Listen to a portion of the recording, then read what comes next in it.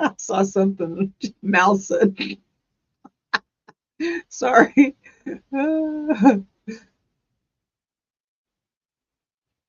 Waiting for the jury. Sorry, I was trying to catch up with the comments. I'm caught up now. Wait. Oh, wait. He's not even on the bench. Did he step off? I guess I wasn't paying attention and they went to a sidebar. Oops. I was reading the chat. And what Christy said about this one. Oh my goodness, they pinched, and you could never get them on straight. The line was always wonky and very uncomfortable. But I did like the snug.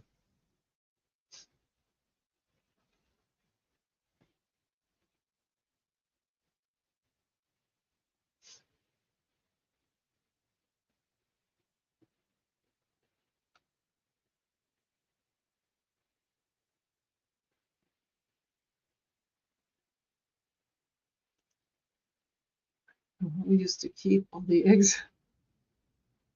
How do you interview prospective parents? Must be an interesting job. And Mal replies, I am a child advocate, but foster care review board is about oversight on cases and progress being made for child permanency by DCS. Wow, yes. Oh, I absolutely this one, 100%. It takes a special person to be able to do that job. And I know very well that Mal is extremely special and awesome and good at what she does. No, sorry. Sorry, I had a brain fart. Hey, Dana, good to see you.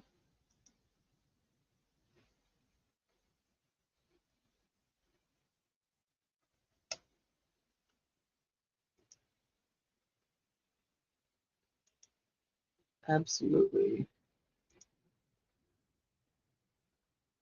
Okay, we can have the jurors brought in. Now we're bringing the jury in.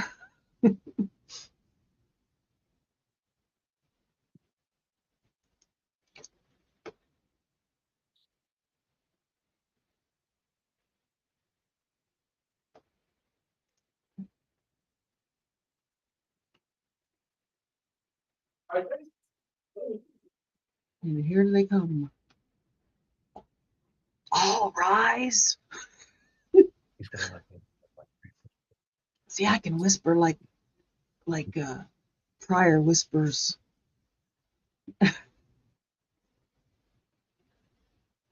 Christy says, oop, where'd it go? I always wanted to be a child advocate, but went. Please offer the count for Your Honor.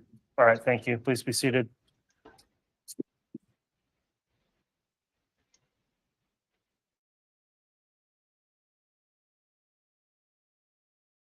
All right, we're back on the record on CR 2221-1623, State of Idaho versus Chad Guy Daybell, continuing direct examination of Mr. Boudreaux, who's still under oath for testimony. I'll remind the witness, the jurors have returned, and Mr. Wood, you can continue with your direct. Thank you. Mr. Boudreaux, when we left off, we were discussing an incident on October 2nd. And again, I don't want to put words in your mouth. It sounds like you had testified, you had come to some opinion as to which Jeep was involved. Is that accurate? Yes. Okay. And you provided the VIN number of Tylee Ryan's Jeep to law enforcement? Yes. Your Honor, I'm going to ask State be allowed to publish State's Exhibit 9A. As previously admitted, correct? Yes. Yes, you may publish it.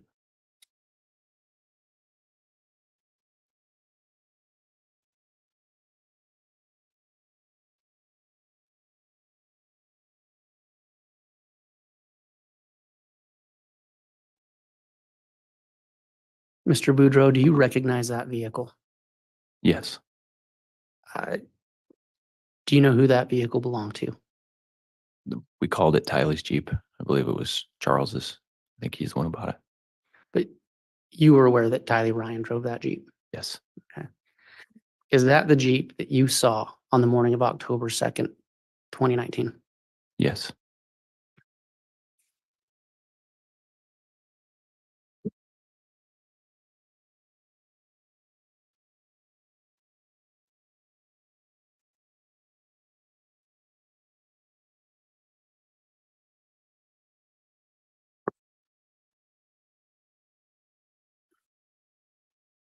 So as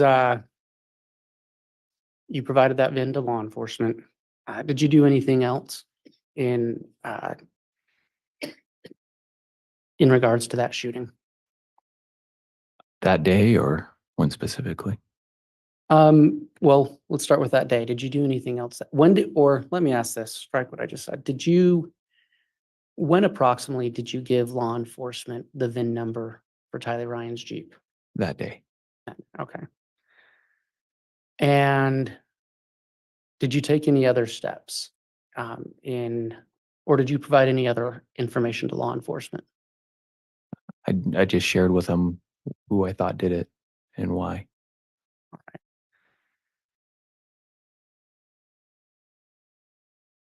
At any point after that first day, did you do anything else looking into the shooting that took place? Yes. What did you do? As I, as it, after you go through something like that, it was pretty traumatic. It took me a little bit to realize that that a resolution wasn't just going to come really quick. Like the police weren't just going to arrest someone, a day or two later, and and then it would all be resolved. So I started trying to figure out things I could do to help assist law enforcement into finding who shot at me. That included hiring a private investigator, going back through any information I had, like old emails, the ones that Charles had sent me. Okay, so let's talk about that. You said Charles had sent you some emails. When had Charles sent you emails? He sent me emails. So when he and Lori were going through the divorce, he was sending out emails to the family with things he was concerned about, because he was very concerned about her mental health, and with things that pertain to this belief set that she was building. Okay. And so that was during the period that Charles and Lori were separated. Is that accurate? Yes. And were you the only recipient of those emails? No, he sent it to all of our family. So any of us who he considered family. So like Janice, Barry, Zach, Adam, all of us. And so it's your testimony, you started going back through those emails. I did, yes. And what was the purpose of that? I thought maybe if I knew more about what these beliefs were, that now apparently to me it seemed my wife had and Lori had, that I could maybe I could try to figure out more of what was going on, because everything was so bizarre. And these emails that Charles sent, what was the nature of these emails? Was it a narrative that he was speaking about? Well, in them I found that a lot of the stuff was being sent by a Chad Daybell, who I didn't know. Okay. And when you say stuff, what type of stuff? There was like these documents that talked about like light and dark spirits, and it was like rating my family, like myself, and then my extended family, like Lori's family and things like that. There was invitations to some of these firesides and stuff like that, and information about them that I didn't consider firesides, things like that. Okay. And did you provide those emails to law enforcement? I did, yeah. And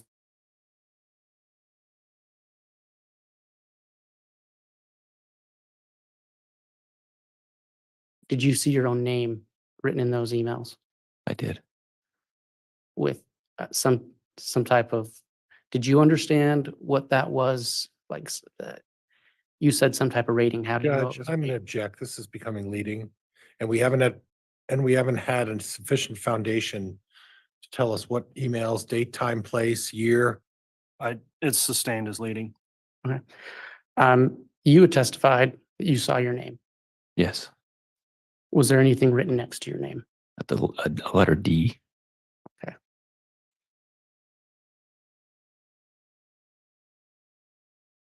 After you provided those emails to law enforcement, did you do anything else?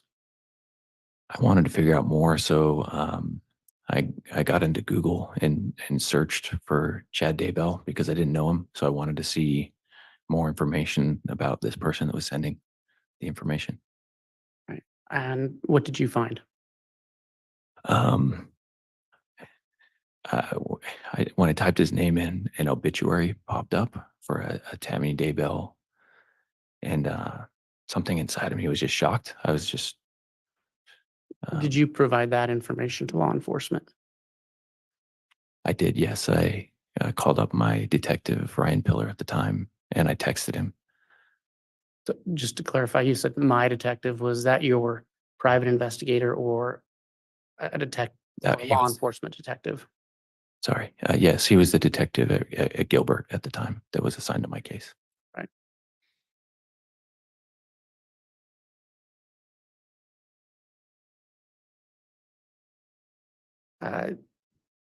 As this process went on, did you ever learn that Tylee, Ryan, and JJ Vallow were missing? Yes. We were worried about it early on, and I often told Detective Pillar my concerns.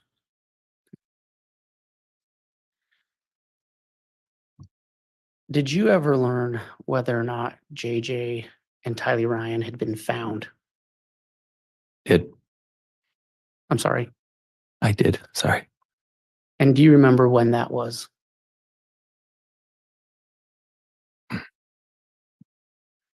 I got a call June 9th of 2020, Where were you?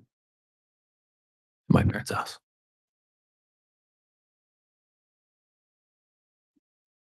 Do you remember who called you? I don't. I just remember somebody from, I think, Rexburg calling just to let me know that they had found what they were pretty sure was the kids.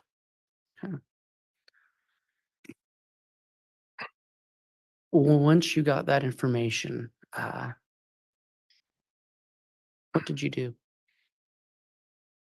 The next day was my wedding, so I was getting remarried. So I got married, and shortly after that, I just felt like I needed to go up to Rexburg. I don't know what for. I just felt like I should, so I drove up there. When you were in Idaho, did law enforcement ask you to do anything as it related to JJ or Tylee? Yes, they asked me to identify JJ. And do you recall where you were when that happened? Where I was when I identified JJ? Yes. Okay. It was, I think, outside of Pocatello at an FBI location. And do you recall the date? June 11th or June 12th.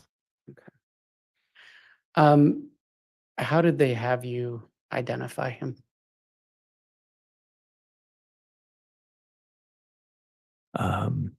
They showed me some pictures of him deceased. They asked me if that was JJ. And I said, yeah.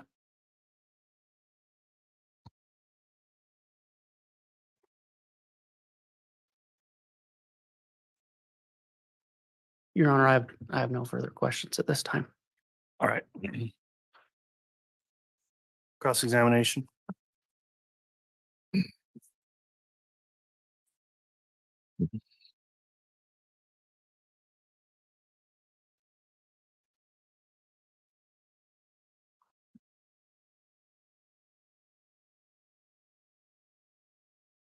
Need a moment? No, I'm okay. We can go.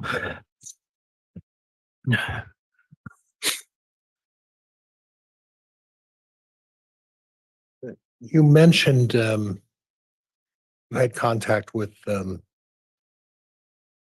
Charles Vallow and Lori Vallow quite frequently. Is that right? Yes. What was the frequency with which you had contact with Charles Vallow from when you first met him to the time of his death? It varied by the years. Sometimes when he lived close to me, I'd see him often.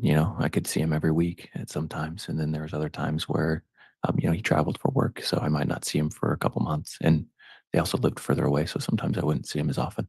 They were nomadic. They never owned a house. They would just constantly rent. That's what I recall. I think you testified to that. Is that right? I wouldn't use the word nomadic, but they definitely moved more often than I did. Okay. And approximately the date you first met Lori Vallow? It would have been in 2008. I was driving with my then fiance at the time from Texas to Utah, and we went through Phoenix, and I met the Cox family at that time. Okay. And would you agree with me that Lori Vallow and Alex Cox had a very, very close relationship? It was on again, off again. There was times where it was very close, and there was times when they wouldn't see each other very often, but Well, they knew each other very well. well, are you aware that it seemed that every time Lori moved, Alex would follow her and move to where she would move to? Not always. Yes, sometimes that did happen, but other times no. And more often than not, though. It depended. There were times where Alex lived with in Arizona with us, and Lori left to Hawaii for a few years. But then there was other times I agree with you where Right. they all moved from Texas to Arizona together and things like that. And on the subject of Hawaii, during the time that Lori left JJ with Charles for that 2-month period, and I believe that was January and February of 19. Does that ring a bell? Yeah, it might have gone into March a little bit too, but yeah, that time frame sounds right. And during that time, are you aware that she was residing and staying in Hawaii? I don't know where she lived at that time. I didn't have any contact with her. Okay. And at the time you were married to her niece, so you guys didn't discuss Lori's whereabouts as being in Hawaii for 2.5 months. Well, my wife said she didn't know where she was. Oh, okay. I don't know if that was true. I just know that's what she said. Okay. Now, would you agree with me that Tylee and JJ had a very, very close relationship? Yeah, I mean, they were brother and sister, so I would say they were close. Well, more than that, isn't it true that for all practical purposes, Tylee was really like the second mother to JJ and caring for JJ? It depended. I mean, she was a teenager, so there was definitely times where that wasn't the case. But there was also times where she was a nurturer for JJ. I mean, she loved him, but she was, like I said, she's a teenager, so Right. that was not her primary responsibility for sure. But did you observe JJ looking at that in maybe a different perspective? That he relied on Tylee for a lot of things and things that maybe Lori wasn't providing for him? Objection calls for speculation.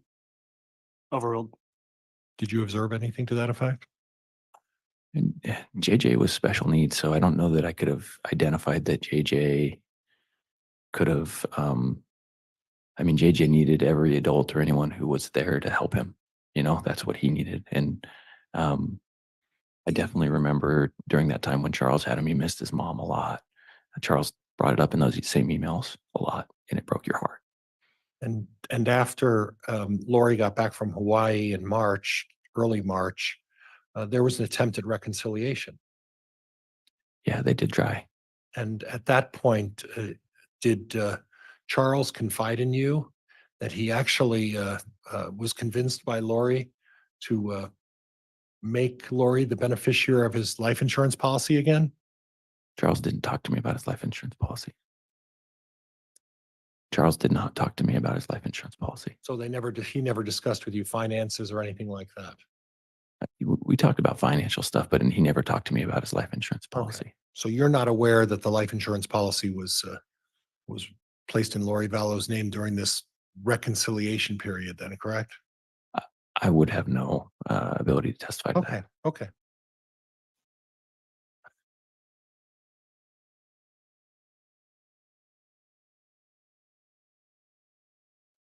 You brought up the subject of Melanie Gibb. And my recollection of your testimony is that you found it unusual that Melanie Gibb was there for Christmas of 2018. Yes.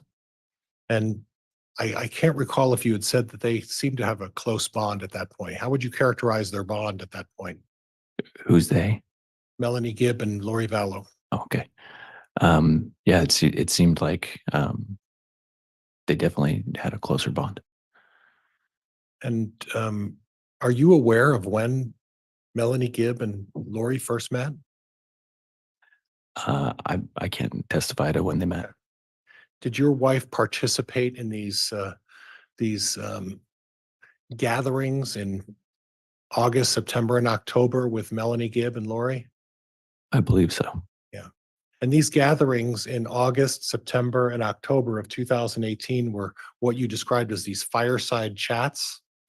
And I think they went past October. I think they were in November as well, in December. But they started in the mid to early summer of that year. Is that right? I can't say when Melanie's very first one was. Okay. And were you aware that Melanie Gibb was the organizer and planner of all of these events? I can't testify who planned them. Okay. It wasn't your wife who was planning them? I don't think so. It would have been without my knowledge. Okay.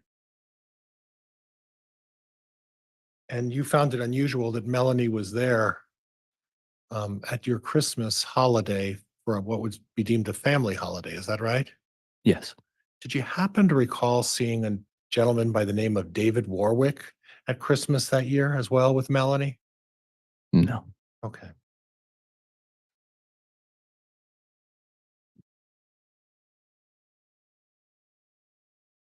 Now,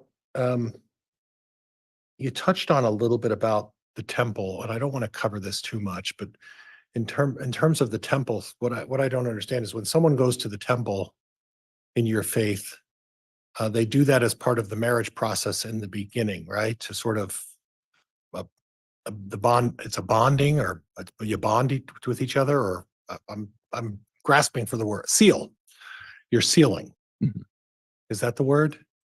There's a few things that you can do at the temple. You can go and do something called baptisms for the dead, where you can. Well, I want to talk about. We'll get there in a minute. Okay. And I don't know that we need to spend a lot of time on that, but I'm as part of the marriage process. You seal with each other as part of the marriage process when a couple first gets married, right? Yeah, we have something where you can be sealed to your spouse for time and all eternity, is what we call it. Okay. And regardless of what happens, you're sealed, even if it means divorce or otherwise, right? No, not quite. But Okay. I mean, we make promises to God. Okay. And with those covenants, if you keep those, we believe He gave authority to the person who seals you to be able to stay married even after you die. Right. But obviously, with any covenant, if you don't keep your promises to God, then you can break that and it's no longer Right. sealed. Right. And that's something that's important in the LDS faith, is to keep your covenant to God, right? I would hope for most people, if they believe in God and they make a promise with Him, that they would want to keep it. So and I don't want to spend a lot of time on this, but the sealing is also a process in which you and I'm trying to be careful about the way I phrase this, so correct me if I'm wrong. You stand in for somebody else who has passed away or is no longer alive, and you baptize them as a proxy for them. Is that kind of what goes on there? Sealing or baptizing? Because you said baptize. Well, sealing. There's a sealing process about being a proxy for someone who's passed on, right? Yeah. So if I can be sealed to my wife here living, and that's something that I want to do, then I have that option. And for those who passed on, we practice in proxy is what we call it, but we practice the process of doing that for them so that it could be done here on earth, so that if it's something that they wanted, they could have that option in heaven. So when they pass on, you're helping them move on to heaven. Is that really what that's all about?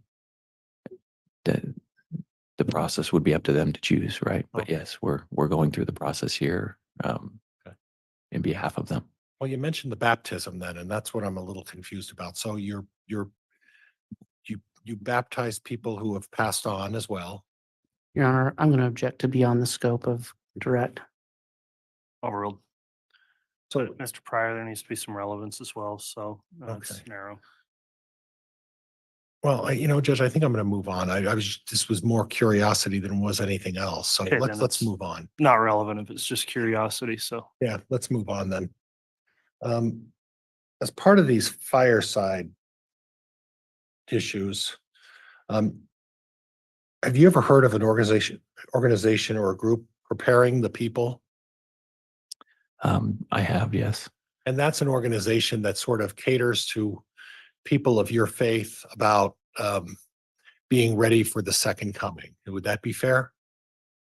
I don't know if I would agree with that statement, but so I guess I would say no for me. Okay, well, not for you, but in general, for people who are participating in those preparing the people rallies or conventions or firesides. Really, the theme is what to do after the second coming or preparing in case of an emergency, something of that effect. Would that be fair? I've never been to something, so I can't testify as to what they believe. Okay. Is that something that would be considered outside the realm of your faith, or not something you should be looking into as part of your faith? I mean, I think each person has to decide what they're interested in and what things apply to their faith. But obviously, if there are some things that you're engaging in that are contrary to the faith, then you don't get to choose that, right? The church can occasionally come out, right? They, like any organization, and say, hey, these are things that don't apply to our Okay. faith. So having visions, have you heard about people who are blessed with the ability to have divine visions and be able to see events that are occurring in the future? I have never had any visions, and I don't know anybody who I personally believe that I know personally who's had a vision. Okay. And then having seances, like conducting a seance, is that something that your wife was doing as part of this back starting in the summer of 2018? Is she engaging in seances? I can't testify to that because I don't know. Okay. Did she talk to you anything about conducting vibrations and having vibration movements as She- part of these seances? she didn't Nothing talk to like me about that. Okay.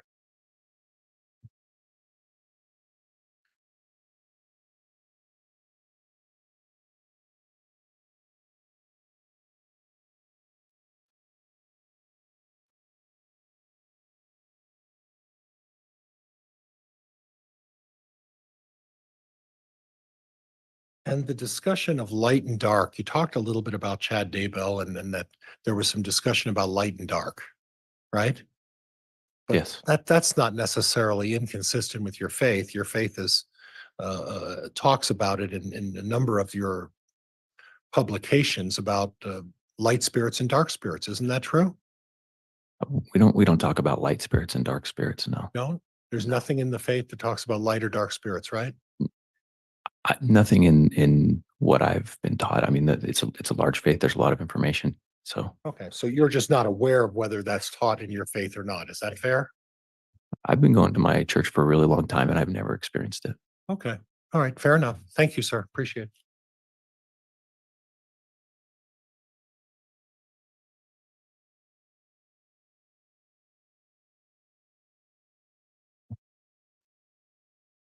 Redirect. The state has no to redirect, Your Honor.